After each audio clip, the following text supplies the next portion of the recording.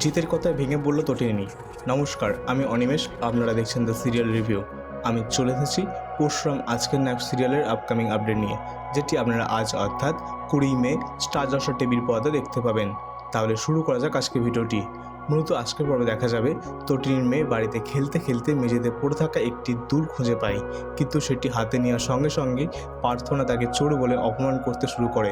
শুধু তাই নয়, তটিনী কাকি ও প্রার্থনা সঙ্গে মিলে ওই ছোট মেয়েটিকে চোর বলে নানান কূট কথা শোনাতে থাকেন। ঠিক সেই সময় সেখানে এসে উপস্থিত হয় তটিনী। তিনি সবাইকে মুখ সামলে কথা বলতে বলেন। তখন ত্রিপর্ণা তটিনীকে উদ্দেশ্য করে বলতে থাকেন, কে তুই? নিজের বরকে তিনবার শ্যুট করেছিস, বড় বড় ক্রিমিনালদের সঙ্গে তোর ওঠা বসা, পুরো শহর জানে তুই কেমন চরিত্রের মেয়ে। এইসব কথা শুনে তটিনী রেগে গিয়ে বলেন, কাকি ঠিক করে কথা বলো, তুমি কিন্তু সীমা ছাড়িয়ে যাচ্ছ।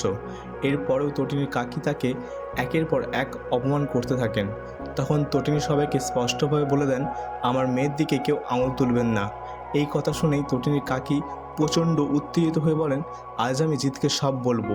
এদের এখনই এই বাড়ি থেকে বের করে দিতে হবে, আর এক মুহূর্ত রাখা যাবে না। এর জবাবে তটিনী বলেন, কাকি এবার কিন্তু আপনারা আমাদের অপমান করছেন। এরই মাঝে সেখানে এসে উপস্থিত হয় জিৎ মুখার্জি।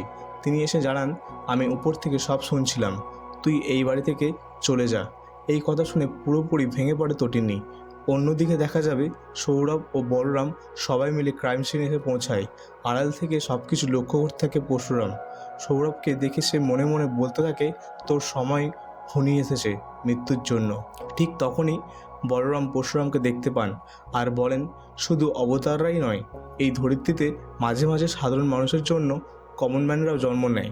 তো বন্ধুরা, জিতের কথায় ভেঙে পড়ল তটিনী। তাহলে কি হতে চলেছে, আপনাদের কি মনে হয় তা কমেন্টের মাধ্যমে জানান। ভিডিওটি ভালো লেগে থাকলে লাইক ও সাবস্ক্রাইব করে আমাদের চ্যানেলের পাশে থাকুন। দেখা হচ্ছে পরবর্তী একটি এপিসোডে।